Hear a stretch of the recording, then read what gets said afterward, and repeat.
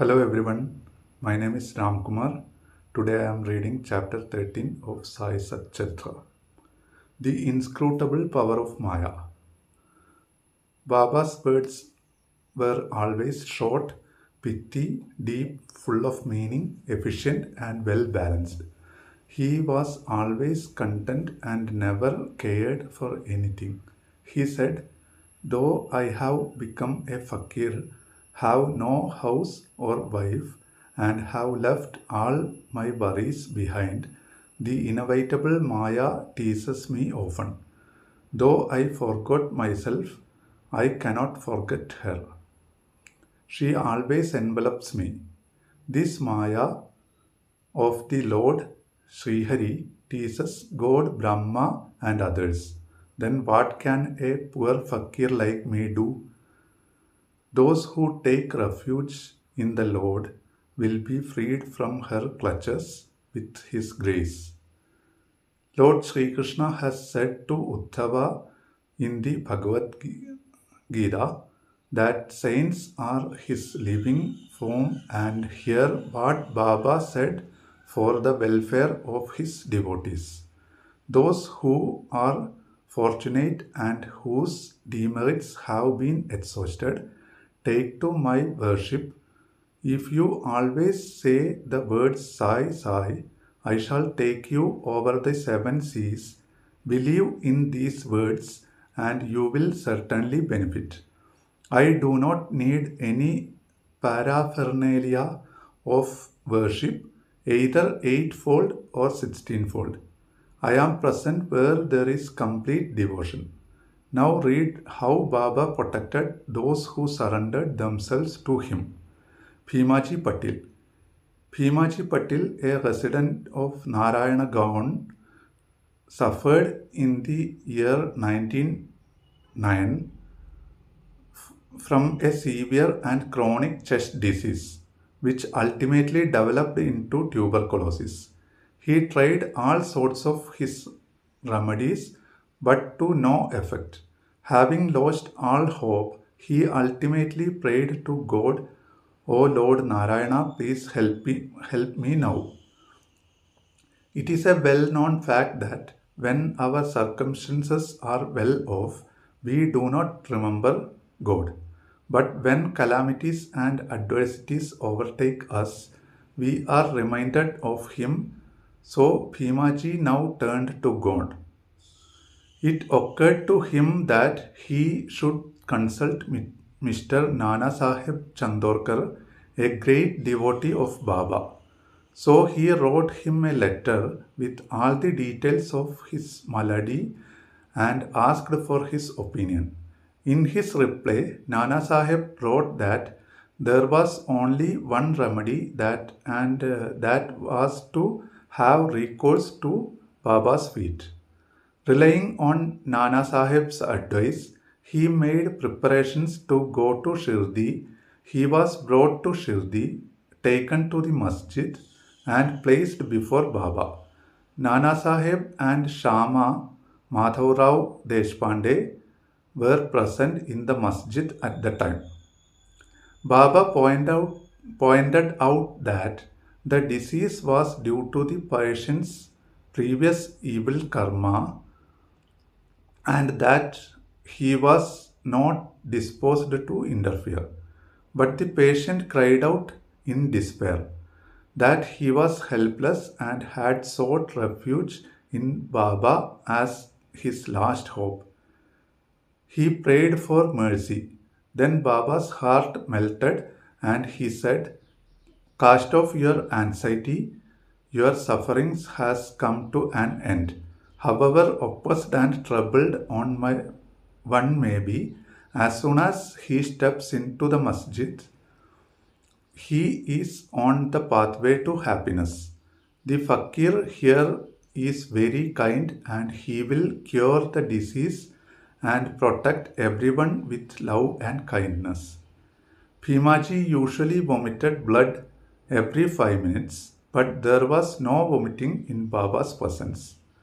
From the time Baba said the words of hope and mercy, the malady took a favorable turn. Baba asked him to live in Bhimabai's house, which was not a convenient and healthy place. But Baba's order has to be obeyed. While he was living there, Baba cured him through two dreams. In first dream, he saw himself as a boy suffering the severe pain of a flogging for not reciting the poetry lesson correctly. In the second dream, someone caused him intense pain and torture by rolling a stone up and down over his chest. With the pain suffered in these dreams, his cure was complete and he went home. He then often came to Shirdi, gratefully remembering what Baba had done for him and prostrated before Baba. Baba did not expect anything from his devotees, only grateful remembrance, steady faith, and devotion. People in the state of Maharashtra celebrate Satyanarayan Puja in their homes every month. But it was Bhimaji Patil who started a new Sai Satyapada Puja instead of Satyanarayana Pada Puja when he returned to his village. Balaganapata Shimpi. Another devotee of Baba, Balaganapath Shimpi, suffered a lot from seemingly incurable type of malaria. He tried all sorts of medicines and concoctions, but in vain. The fever did not abate, and so he ran to Shirdi and fell at Baba's feet. Baba gave him a strange remedy. Baba said, give a black dog a few morsels of rice mixed with yogurt in front of the Lakshmi temple. Balashimpi did not know how to execute this recipe, but he went home and found rice and yogurt, and after mixing them together, he brought the mixture near the Lakshmi temple, where oddly enough he found a black dog wagging its tail. He then placed the mixture before the dog ate it, and strange to say, Bala got rid of the malaria. Bapu Saheb Booty. Bapu Saheb Booty once suffered from dysentery and vomiting. His cupboard was full of patent drug and medicines, but none of them had any effect. Bapu Saheb became very weak because of purging and vomiting, and therefore was not able to go to the masjid to receive Baba's darshan. Baba then sent for him and made him sit before him and said, "Now take care, you should not purge anymore." And weaving his index finger said, "The vomiting must also stop." Now look at the force of Baba's words. Both the Maladais took to their heels and Booty felt well again. On another occasion, he had an attack of cholera and suffered from severe thirst. Dr. Pillai tried all sorts of remedies, but they gave him no relief. Then he went to Baba and consulted him about what to drink and allay his thirst and cure the disease. Baba prescribed an infusion of almonds, walnuts, and pista boiled in sugared milk. This would be considered a fatal aggravation of the disease by any other doctor or physician, but in implicit obedience to Baba's orders, the infusion was administered, and strange to say, the disease was cured. The Swami from Alandi. A Swami from Alandi who wished to receive Baba's darshan came to Shirdi. He suffered from severe pain in his ear, which prevented him from any getting sleep. He was operated on for this, but it didn't solve the problem. The pain was severe and he did not know what to do. While he was getting ready to leave Shirdi, he came to ask for Baba's leave and Shama requested Baba to do something for the pain in the Swami's ear. Baba comforted him saying, Allah acha karega, God will do good things. The Swami then returned to Pune and after a week sent a letter to Shirdi stating that the pain in his ear had subsided, although the swelling was still there.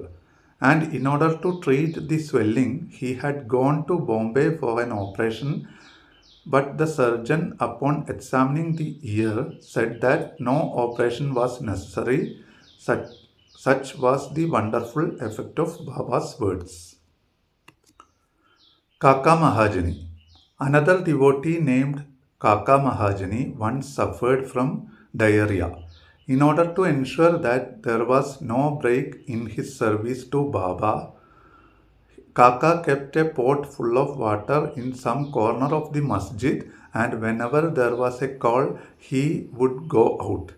Kaka did not inform Baba of his discomfort, as he thought that since Baba was omniscient, he would cure it on his own. The work of constructing the pavement in front of the masjid was permitted by Baba. But when the actual work began, Baba got wild and yelled loudly. Everybody ran away, and as Kaka was also doing the same, Baba caught hold of him and made him sit there. Amidst the confusion, somebody left a small bag of peanuts. Baba took a handful of peanuts, rubbed them in his hands, blew away the skins, and made Kaka eat them. The cleaning of the nuts and making Kaka eat them went on simultaneously. Baba himself ate some of them. When the bag was finished, Baba asked him to fetch some water as he was thirsty. Kaka brought a pitcher full of water. Then Baba drank some water and made Kaka also drink some. Baba then said, Now your diarrhea has stopped and you may attend to the work of the pavement. In the meanwhile, other devotees who had run away returned and started the work, and Kaka, whose motions had stopped, also joined them. Are peanuts medicine for diarrhea? According to current medical opinion, peanuts might aggravate the disease and not cure it. The true medicine, as in other cases, were Baba's words. Dattoband from Harda. A gentleman from Harda named Dattoband suffered from stomach ache for 14 years. No remedy gave him any relief. Upon hearing of Baba's fame, he ran to Shirdi and fell at Baba's feet. Baba looked at him kindly and blessed him. When Baba placed his hand on Dattopant's head and when he received Baba's Udi with blessings, he felt relieved and there was no further trouble from the malady. Towards the end of this chapter, 3 cases are cited in the footnotes. Madhavrao Deshpande, alias Shama, suffered from piles. Baba gave him a concoction of Sonamukhi and this relieved him. Then after 2 years, the trouble again occurred and Madhavrao took the same concoction without consulting Baba. The result was that the disease was aggravated, but it was later cured by Baba's grace.